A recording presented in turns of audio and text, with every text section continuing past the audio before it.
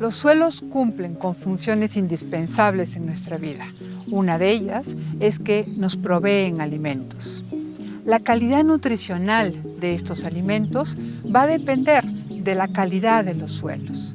Si tenemos suelos erosionados, pobres en nutrientes, entonces esto va a repercutir en la deficiencia de nutrientes de los alimentos. La buena noticia es que en el campo podemos distinguir y podemos medir los primeros rasgos de erosión y de esa manera podemos modificar las prácticas de manejo. En zonas de cultivo, la práctica de dejar el suelo desnudo, sin ningún rastrojo, ocasiona que el impacto de las gotas de agua de la lluvia rompan los agregados del suelo, los terrones, y entonces liberen partículas que a su vez van a ser arrastradas por el agua. Algo que no debemos olvidar es que el suelo arrastrado, el suelo erosionado, es el que tiene la mayor cantidad de materia orgánica, la mayor cantidad de microorganismos. Es justamente la parte más fértil de todo el suelo.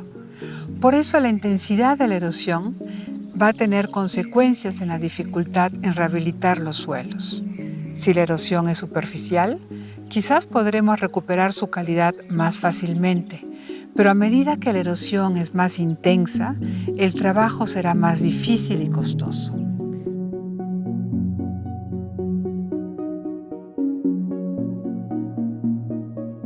Uno de los primeros rasgos de erosión que se forma en el campo es esta ruptura de los agregados por el impacto de las gotas de agua de lluvia, lo que va formando todo un microrrelieve en la superficie del suelo.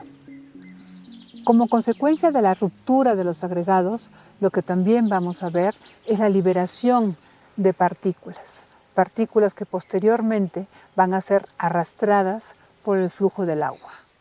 Cuando el agua deja de infiltrarse, comienza a escurrir, llevando con ella las partículas producto de la destrucción de los agregados, de la destrucción de los terrones. Y justamente se está llevando la parte más fértil del suelo. Para medir los rasgos de erosión en el campo se requieren herramientas muy sencillas. Por ejemplo, una cinta métrica, una regla, una navaja, un cuaderno para apuntar y una pluma.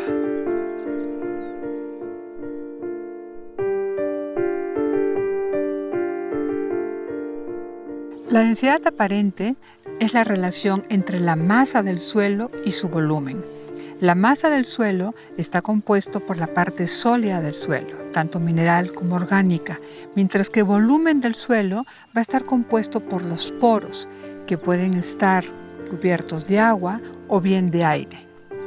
La estimación se puede hacer en el campo una vez que se conoce la textura del suelo o bien en laboratorio. En el campo, la densidad de un suelo se puede estimar introduciendo una navaja en la pared de un suelo. El valor de esta estimación va a depender de la fuerza que se requiera para introducir la navaja. Y el siguiente parámetro va a ser la textura del suelo. Textura que va a estar comprendida por arcillas, limos y arena.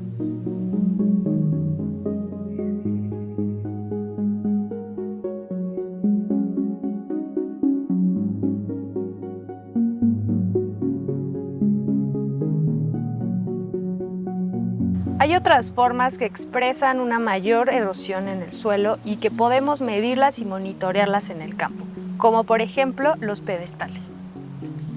Los pedestales se forman cuando hay alguna cobertura en el suelo, como vegetación, un tronco o una piedra. Estos pedestales nos ayudan a estimar la cantidad de suelo perdido a partir de la medición con una regla de la diferencia entre la base del suelo con la antigua superficie, en este caso 4 centímetros. Para estimar la cantidad de suelo perdido, se delimita un área conocida dentro de la cual se miden la altura de varios pedestales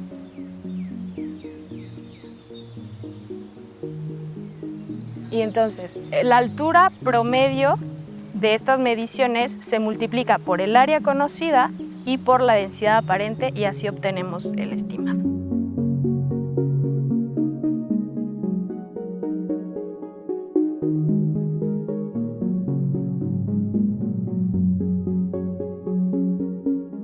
Otra forma de erosión común son los surcos.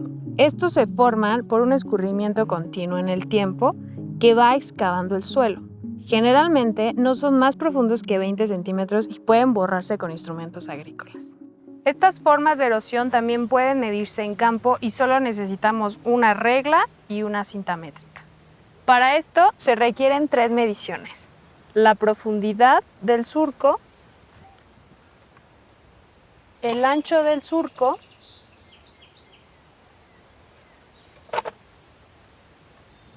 y la longitud.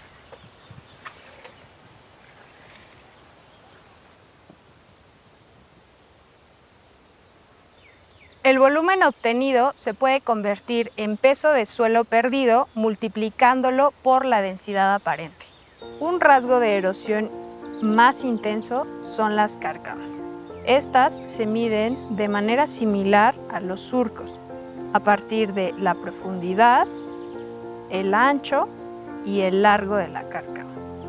El volumen obtenido se multiplica por la densidad aparente del suelo para obtener el peso de suelo perdido. Como las cárcavas y los surcos suelen ser muy largos, se recomienda hacer varias mediciones a lo largo de esto. Esta pérdida del suelo es aún más grave cuando se recuerda que 1 centímetro de suelo requiere por lo menos 100 a 400 años para formarse de manera natural. Si en cambio de dejar el suelo desnudo y en pendiente, realizamos prácticas como cercos vivos, que aportan una gran biodiversidad, hábitat para controladores de plaga y permiten la formación lenta de terrazas, tendremos menos probabilidad de procesos de erosión. Igualmente, si en cambio de tener un monocultivo, tenemos un sistema de cultivos asociados con buena cobertura de suelos, esto va a dificultar que las gotas de agua rompan los agregados del suelo, iniciando la erosión. La erosión es un proceso socioambiental que depende de muchos factores. Entre los factores ambientales podemos nombrar la intensidad de la gota de agua de lluvia o la calidad de los suelos. Pero son entre los factores sociales donde están los puntos más vulnerables, el sistema de manejo.